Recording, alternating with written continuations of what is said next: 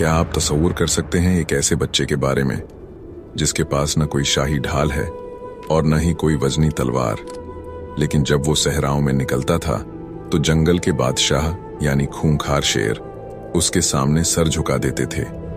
क्या आप यकीन करेंगे कि यरूशलेम की पहाड़ियों में भेड़ बकरियां चराने वाला एक मामूली सा चरवाहा एक दिन पूरी दुनिया का ताकतवर तरीन बादशाह बनेगा?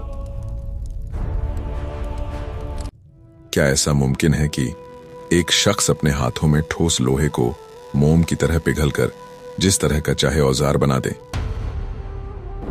नाजरीन किराम, यरूशलेम के शोर शराबे से दूर जनूब की समत तकरीबन 10 मील के फासले पर बैतुल लहम की पुरसुकून वादियां फैली हुई थीं, जहां की हवाओं में मिट्टी की सौंधी खुशबू और भेड़ बकरियों के रेवड़ की आवाजें गूंजती थीं। यहां ईशा नामी एक बूढ़ा शख्स रहता था जिसका एक सबसे छोटा बेटा था, हजरत दाऊद अलैहिस्सलाम। दोस्तों, अगर आप उस दौर में वहां मौजूद होते तो आप एक ऐसे लड़के को देखते जिसका चेहरा चांद की तरह चमकता था, रंगत सफेद और सुर्खी माइल थी और आंखों में एक ऐसी गहराई थी जैसे वो कोई बहुत बड़ा राज छुपाए हुए हों। वो कद में पस्ता थे, लेकिन उनकी शख्सियत में एक ऐसी मशहूर कुन कशिश थी कि जो भी उन्हें देखता बस देखता ही रह जाता। उनके बोलने का अंदाज इतना मीठा और बावकार था कि सुनने वाला अपनी होश खो बैठता था। वो सारा दिन धूप के साए में जंगलों में गुजारते। उनके हाथ में सिर्फ एक लकड़ी का आसा, एक चमड़े की थैली और एक फलाखन गोफन होता था। वो कोई आम लड़का नहीं था। वो जंगल में शेरों का कान पकड़कर उन पर सवार हो जाया करते थे और वो दरिंदा जिसके नाम से लोग कांपते थे, दाऊद अलैहिस्सलाम के सामने एक पालतू जानवर की तरह गर्दन झुकाकर खड़ा रहता था। एक दोपहर जब सूरज आसमान के बीचों बीच था, दाऊद अलैहिस्सलाम एक वीरान रास्ते से गुजर रहे थे। अचानक एक अजीब सी आवाज आपने सुनी। एक पत्थर से आवाज गूंजी, ए दाऊद, मुझे उठा लो, मैं हजरे हारून हूं जिससे हारून ने एक शख्स को मारा था। मैं तुम्हारे काम आऊंगा। दाऊद अलैहिस्सलाम ने हैरत से उस पत्थर को देखा। उन्होंने झुककर उस पत्थर को उठाया और अपनी थैली में रख लिया। अब भी चंद कदम ही चले थे कि एक और पत्थर बोल उठा, मैं हजरे मूसा हूं, मुझे उठा लीजिए, मैं तुम्हारे काम आऊंगा। हजरत की हैरानी अभी खत्म नहीं हुई थी कि एक तीसरा पत्थर आवाज देने लगा, ए दाऊद, मैं वो पत्थर हूं जिससे तुम जालिम जालूत का खात्मा करोगे, मुझे भी अपने साथ रख लो। दोस्तों, एक कमसिन नौजवान जिसने अभी जंग और जदल की दुनिया नहीं देखी थी, उसके सामने पत्थर बोल रहे थे और उसे एक ऐसी जंग की खबर दे रहे थे जिसके बारे में पूरा मुल्क खौफजदा था। उस वक्त फलस्तीन का वो इलाका एक ऐसे जाबिर सरदार के कब्जे में था जिसका नाम जालूत था। वो इतना कद आवर और ताकतवर था कि इसराइली उसे देखकर ही बेहोश हो जाते थे। वो बनी इसराइल का दुश्मन था और उसने तालूत के लश्कर को तित्तर बित्तर कर दिया था। बादशाह तालूत ने ऐलान करवा दिया था कि जो शख्स जालूत का सर लाएगा, मैं उसे अपनी आधी सल्तनत दे दूंगा और अपनी बेटी का निकाह उससे कर दूंगा। लेकिन किसी में इतनी हिम्मत नहीं थी कि इस देव कामत शैतान के सामने खड़ा हो सके। जब यह ऐलान दाऊद अलैहिस्सलाम के कानों में पड़ा तो उन्हें वो पत्थर याद आए। उनके अंदर एक अज़्म पैदा हुआ। वो सीधे मुनादी करने वालों के पास गए और उनसे कहा, मैं जालूत को कत्ल करूंगा। लोग हंसने लगे।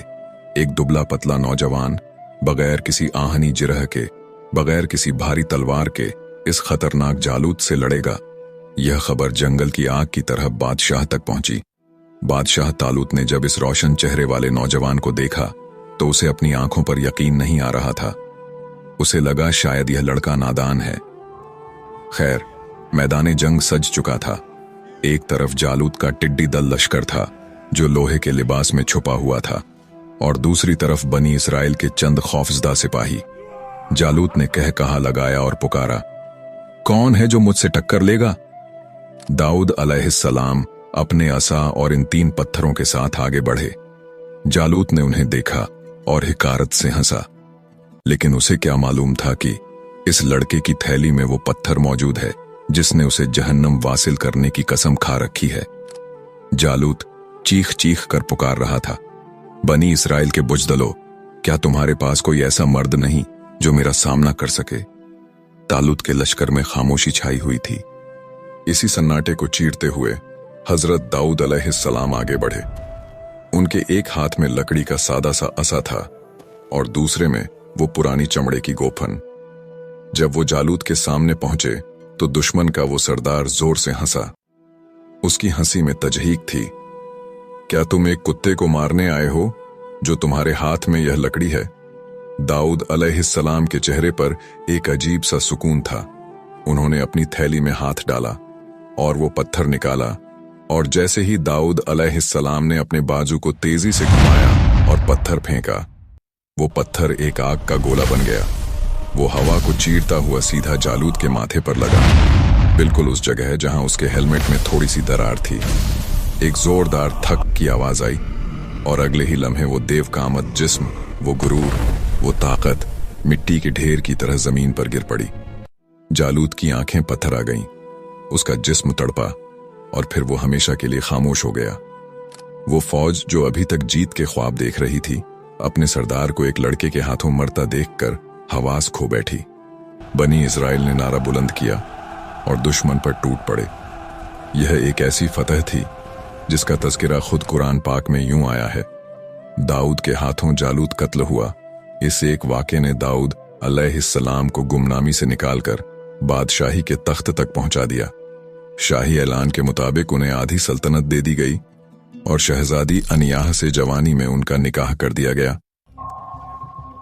अब सवाल यह है कि क्या एक चरवाहे के लिए महल की जिंदगी आसान थी?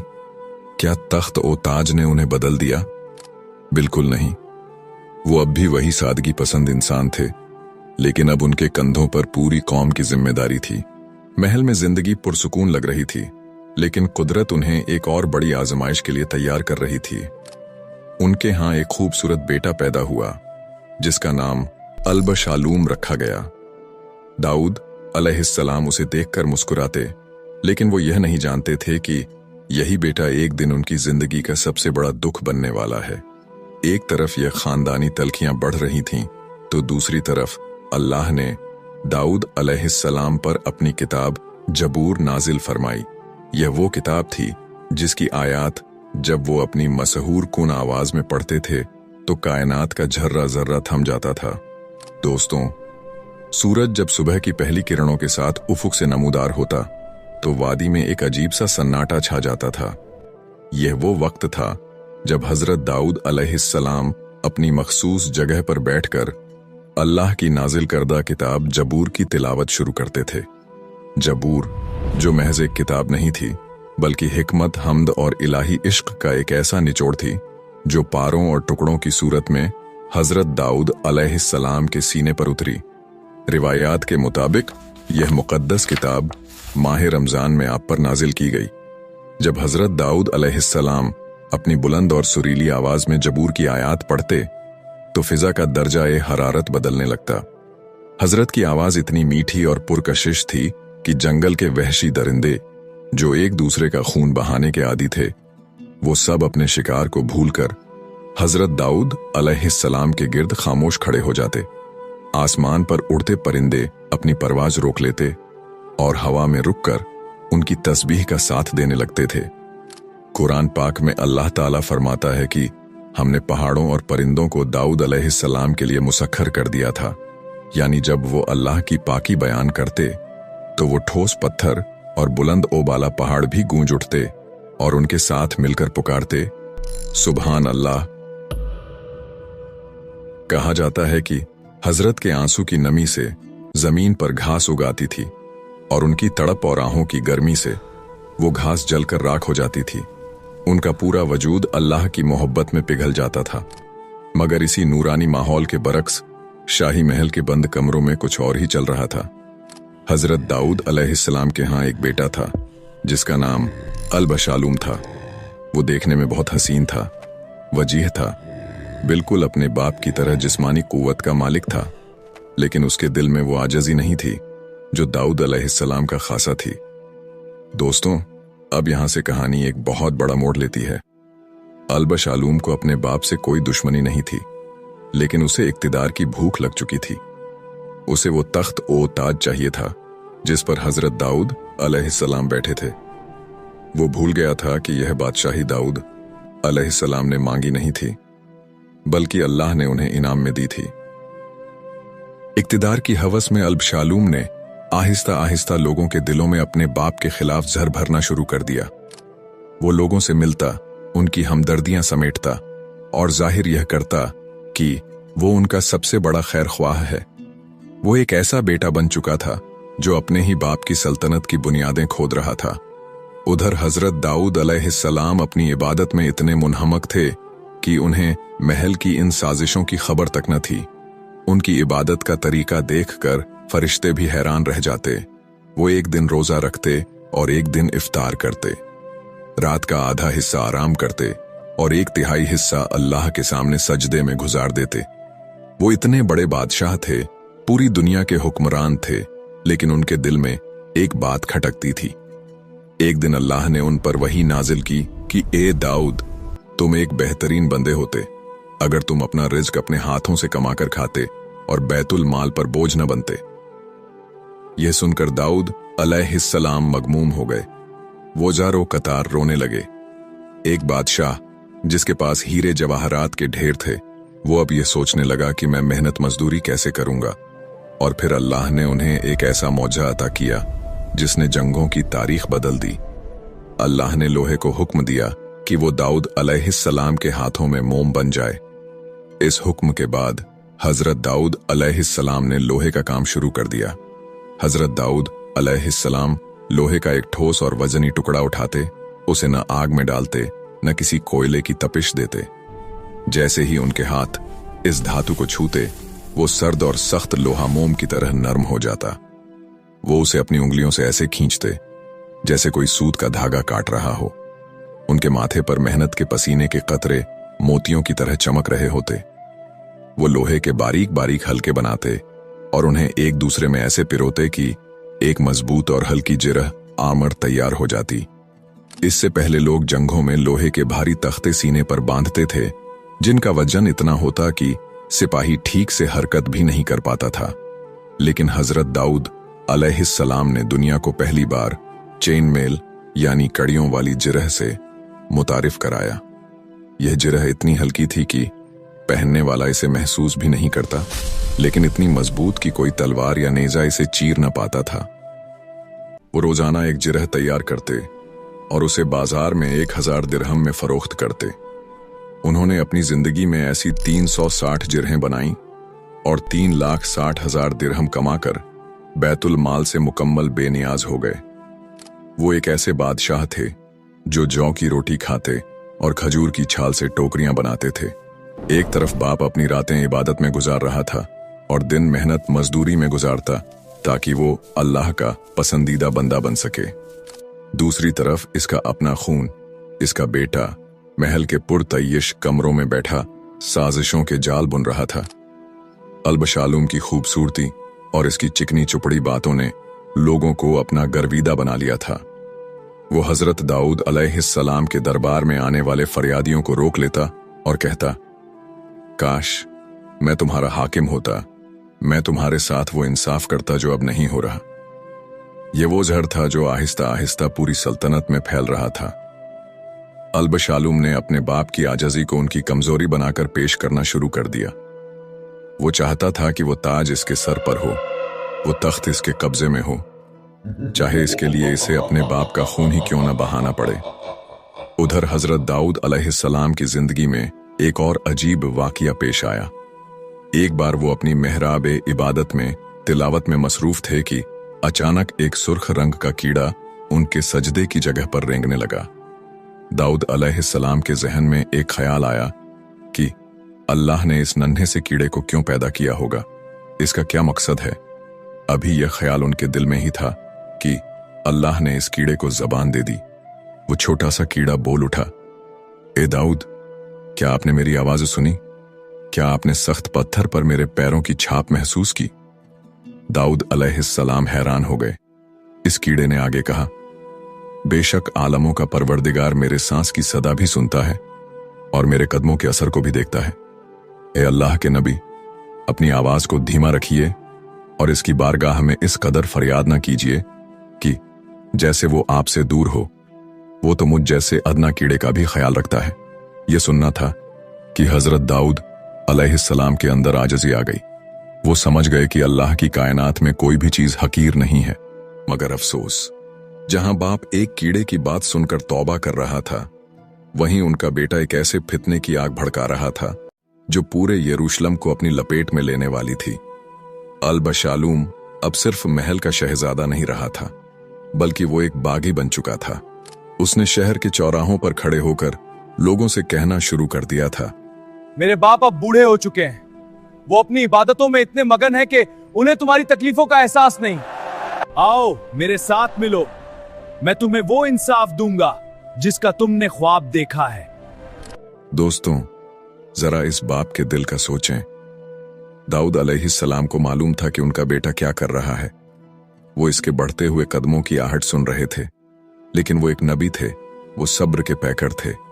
वो चाहते तो एक इशारे पर बेटे को कैद करवा सकते थे, लेकिन वो बाप की ममता और अल्लाह की रजा के दरमियान पिस रहे थे। उधर बेटे ने एक चाल चली। उसने 50 ताकतवर सिपाहियों का एक दस्ता तैयार किया जो हर वक्त उसके साथ साए की तरह रहते थे। उसने अपनी सवारी के लिए ऐसे घोड़े चुने जो बिजली की तरह दौड़ते थे। वो जब भी बाहर निकलता एक बादशाह की तरह निकलता, ताकि लोग उसे अभी से अपना हुक्मरान समझने लगें। साजिश इतनी गहरी थी कि महल के अंदर मौजूद कुछ अहम सरदार भी बेटे के साथ मिल गए थे।